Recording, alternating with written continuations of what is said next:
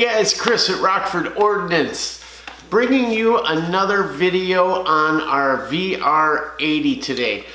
You guys have just watched the heck out of that video and got a few things for it, learned a few things, so I thought I'd bring you another, kind of an update video on it.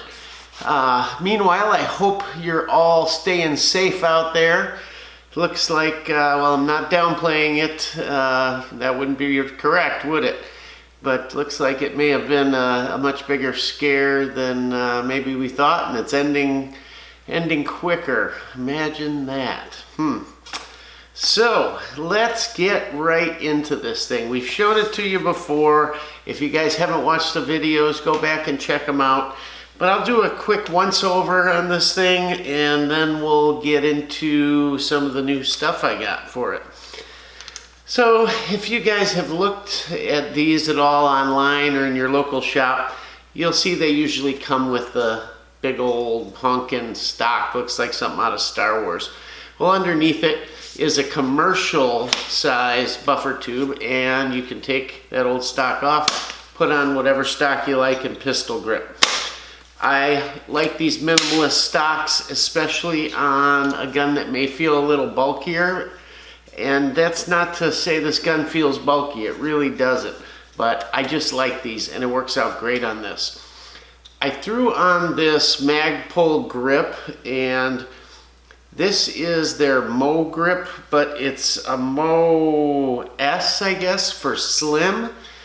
Yeah, I don't like these. It doesn't have the cap on the bottom, first of all, and it's much thinner this way.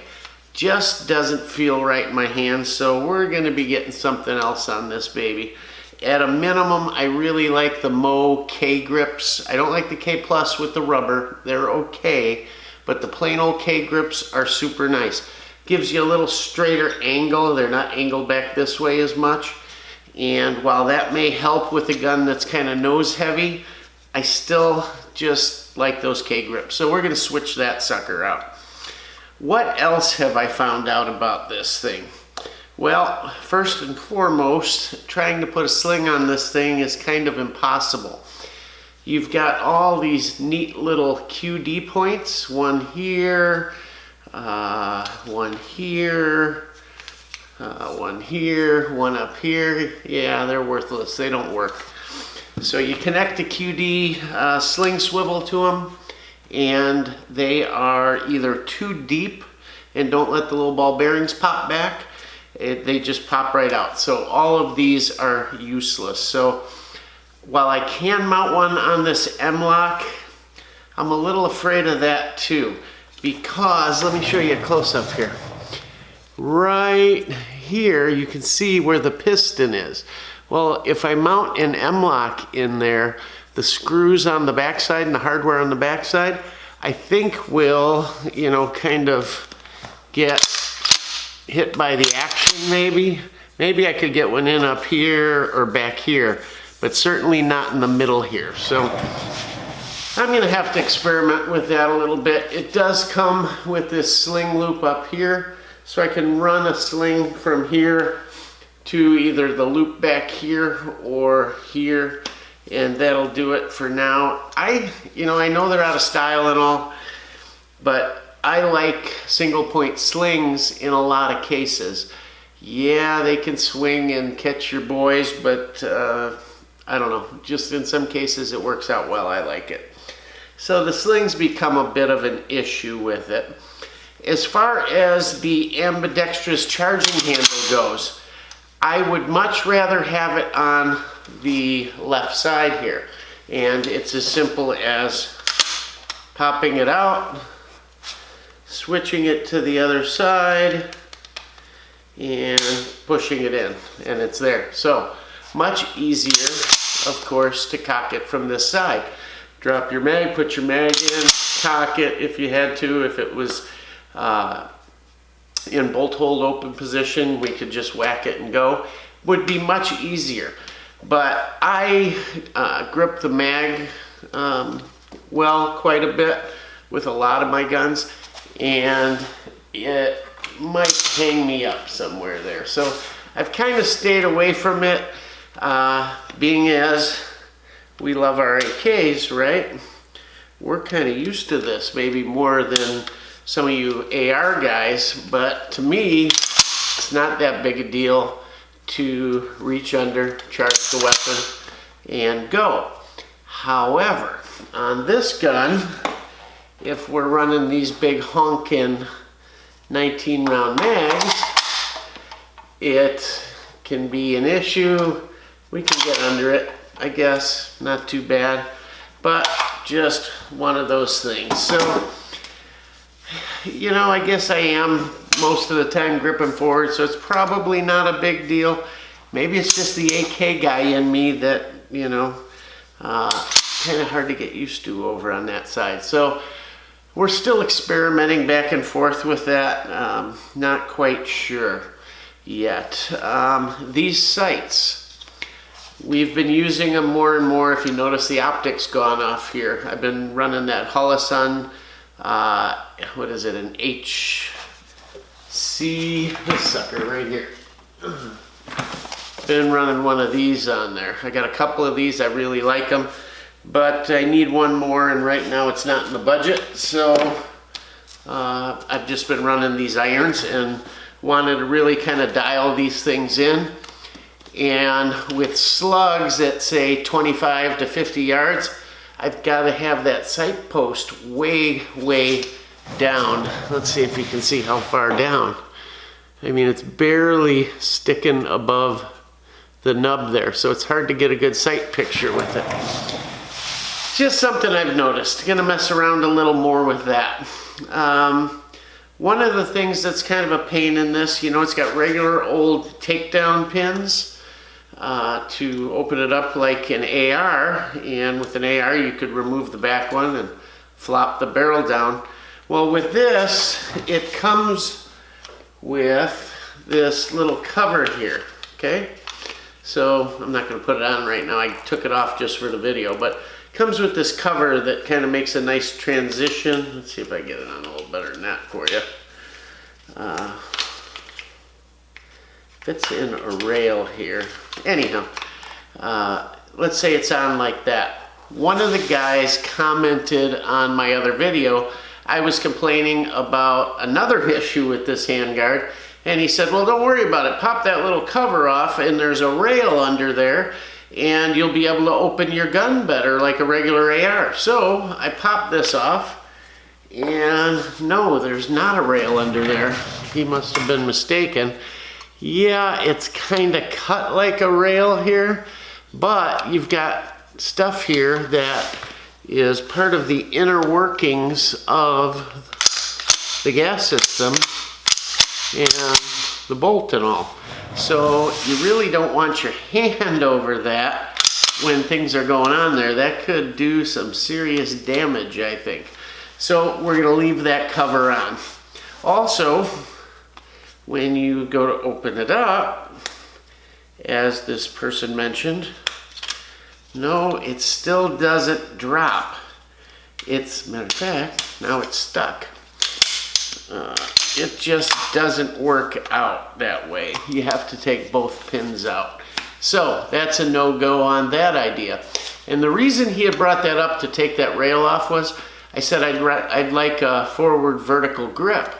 Well, you got M-locks on the sides and you got pick rails up here and up here, but underneath you got nothing. It's flat, so you can't mount anything. So I thought, well, maybe I could drill it out and countersink it from the back somehow, although I doubt that because I really can't get a shot at it with anything to countersink it. And again, it's right on that gas system, so probably a no-go there. Yeah, and that's kind of upsetting. I really would like this gun. The front end is heavy enough that a forward vertical grip would be really nice. Even an angle grip, there's nothing you can do with this. Maybe someone will come out with a different rail for this gun, and that would be a good thing. You know, you first look at it and it's an awesome package. And please don't take this video as me pounding on this shotgun. I really like this shotgun a lot. it's just a few things you notice when you really start using the weapon, when you really start running it and you know, just doing a little practice and some drills, and you start noticing, hey, I can't do this or I can't do that. Or maybe not that you can't, but you have to figure a workaround for it. It's not the usual easy solutions. So just a few of those things. So other than that, I guess that kind of covers some of the things I found in using it. It's still running phenomenal. It's cycling pretty much anything I put through it, although I have been shooting a lot of heavier loads. Been working with buckshot and slugs a lot. I still have the lighter gas collar in here because we're not running 3-inch heavy duty slugs and buckshot, just 2 3/4. So this gun comes with 2 of these 5-rounders, and they work great. That's closed bolt, and that's a loaded mag, and it goes in just fine. And 5's all well and good. Does look a hair short though, doesn't it?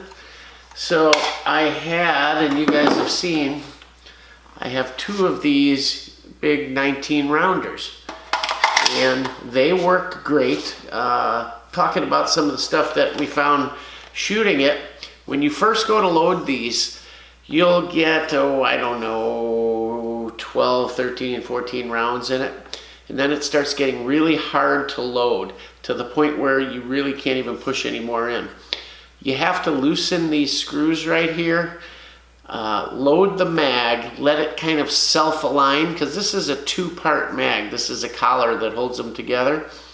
And you have to kind of let them self-align with it loaded, and then tighten these up, and you're good to go after that. They load just fine. So just a little trick if you guys get some of these. I had bought these 2 originally when I got the gun. They had them on the wall, and I thought, you know, a gun like this, maybe there would be hard to find later. I'll grab them.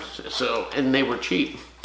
So I got those, but you know, the 5-rounder looks too short, and this for home defense, this is, I kind of thought for 3-gun and stuff like that, and just range fun. But, you know, for around the house or practical use, it's kind of a little crazy, right? So I wanted some of those 9-rounders, and I couldn't find them. I want to buy locally. My gun shop just didn't have them, didn't order them. Couldn't get them, whatever, and they're sold out in a ton of places. And I had kind of forgotten about it for a while. Well, I figured, you know what? I've been doing so many projects, I'm going to completely finish some of these projects where I have a few parts or accessories hanging out. I found some of the 9-rounders, got them in today, and they're just like the other mags. They fit great. That looks a little more appropriate for a weapon like this. The mag is very AK-esque in a way. And I think that's the perfect capacity for this gun for, you know, home defense or range use or whatever. I got 3 of them. Can't get enough, right? Maybe I should have bought more. They're cheap, really cheap. One other thing I noticed, which is really kind of cool, and I had kind of thought this, these are 2 pieces put together, right? And then they put the base plate on the bottom. Well, guess what? The top part is a 9-rounder. It lines up exactly correct. So if you have some of these guys, you can take it apart, switch the base plate over. Now the spring, yeah, you might have to do something about the spring. I don't know if you'd have to find some more. You certainly don't want to cut it, I guess, unless you wanted to convert it over permanently. But just saying, they are, the top end is a 9-rounder with the collar and then the addition put on there. So if you got these, you got a couple 9-rounders there. Just something I noticed. So yeah, we got the mags together. I think all total now we got 2 5-rounders, 3 9-rounders, and 2 19-rounders. That should get me through any 3-gun course, I would assume. And that's about it. I'm going to add that Holosun 510C. That red dot has worked out just great on every platform I've put it on. I really like it a lot. So we're gonna get one for this and try and dial these sights in a little more, decide what I'm gonna do with the charging handle, and see if I can't figure out something with the single point sling. Worst case scenario, I think I can find an actual AR backplate here that'll work on here. There's also a one here, but it actually doesn't work on this one either. Kind of strange. And I thought it was the sling or the QD point, and it's not. It works in all my other guns. So I don't know. It's one of those confusing things. So just a little update, thought I'd bring it to you. We are liking this shotgun a ton. It's a ton of fun, it shoots great. I am gonna try out that other gas collar with the slugs and the buckshot, the 2 3/4. See if it lightens it up a little, cause it does kick a little bit. So gonna try that out, see if it cycles the heavier loads with it, and use it. If we can take advantage of it and lighten the recoil, heck, why not, right? Get our new grip and we will be good to go. I think that'll wrap it up for this sucker. Somebody also messaged me in the comments on my other video about how they could shorten this. Well, it's a 20-inch barrel.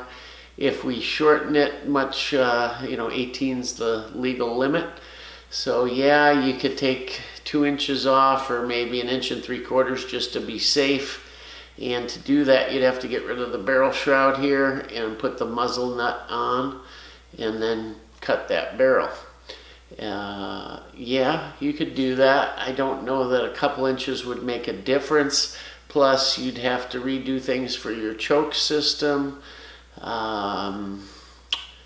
Rethread it if you want to put a muzzle brake. If you want to go through all that work, it might be worth it to shorten it up a bit if you're going to run a big muzzle brake, because muzzle brakes on these suckers are big.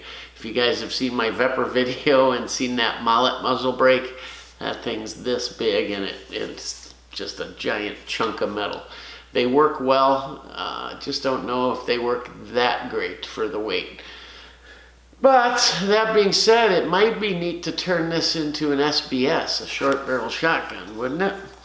I saw that our Rock Island Armory does make a short handguard for it, I believe. So that might be something you could look into with a shorter barrel. And man, would that be handy in the house. But for what it is, it is what it is, and it works well in this package. So I think we won't mess with that, but just a little info for you guys out there. So what else do we have coming, and what's going on with all the coronavirus and the stay-at-home orders and all? Looks like it's winding down a little bit. Hoping you guys are all good. Continue your preps, guys. We're continuing this week. I'll show you what we got real quick. Everybody says, oh, ammo shortage. Well, I managed to come up with 1,000 rounds of 9 at good prices too. I got some more AR ammo. There's still deals to be had out there. You just got to look a little harder. Don't let this lull you into a false sense of security. Who knows what's going to happen? Like I said, was never worried much about the virus, but I'm worried about the economy. A lot of people out of work and, money flying out of the state coffers like crazy. Who knows what's going to happen? So stay alert, stay aware, and stay on top of your game. Make sure you're prepping. We're going to kind of take this. I'm hoping to take Rockford Ordnance in a slightly different direction. I was hoping almost to make it kind of like episodes, where we do a lot more talking about the hobby, the guns, and life in general that surrounds our lifestyle. And hope you guys would tune in weekly. Not sure if I got a big enough audience yet for that, but you'll hear me, doing a review and then talking a little bit too about what's went on during the week and things like that. And maybe it's kind of bred by the whole coronavirus thing, but maybe it's a good time to do that and touch base with you guys on what you guys are doing and how things are going, and what we can do to prep and train and all the fun stuff that we do. So please, in the comments, tell us how you're doing, how things are going, what you're doing to prep. Tell us about your VR-80. Like to hear some of you guys that have one and what you guys have learned through using it. Got a couple more videos coming out. Sorry, I've been like everybody with this whole thing going on. Just tired, working hard at home, and had a couple serious health issues in the family, not related to any of the current thing going on, just some other issues that we've had to take care of. We are going to bring you a video finally on our AR build that we did, our precision rifle. That's all done. Just got a bipod coming for it, and I'm going to bring you a video. Matter of fact, I'll probably shoot it right after this one. And it's built on one of these Aero Precision M4E1 receivers. And prepping, hey, found a deal on them. Got an upper and a lower, and I need another AR, like I need a hole in my head, but wondering what I should build, what style AR I should build. We've got M4s, I got a precision, I got a pistol, I got all kinds of stuff, and kind of running out of ideas on what to build. I'm thinking like a commando, shorty carbine, something like that. Might be kind of cool. I don't know. Throw me some ideas out there, and we're going to bring you a video on the M4E1 upper and lower, because we've talked about them in build videos, but we've never specifically just went over the upper and lower. So we'll bring you a video on that, and then you'll follow along as we build this into whatever we decide to build it into. So stay tuned for that, guys. It'll be good. In the meantime, please stay safe out there. Want all you guys safe, your family safe. Take care of them. Please please subscribe. Hit the bell down there so you get these notifications and you're seeing the videos. Check out our Facebook page, Rockford Ordnance. Check out our Instagram. We post occasionally there. I'm not huge on it, but we are posting some stuff. And if you like the content and you want to help us bring more to you, please check out our Patreon page. That's there too. We have a website page in development. I have the domains and all of that, and we're trying to get that up and going. So there'll be a lot of good stuff coming. It's just finding the time to do it all, because I'm not a professional. This is not something I do for a living. This is something I do for fun and to help you guys out. So the more you can help out, all the better. If not, hey, don't worry about it. We love doing this, love bringing it to you. Hope you liked it. Hope you're digging that shotgun. Hope some of you guys went out and got one, because it's really cool. And we'll see you on the next video for that precision AR. As always, guys, Rockford Ordnance out.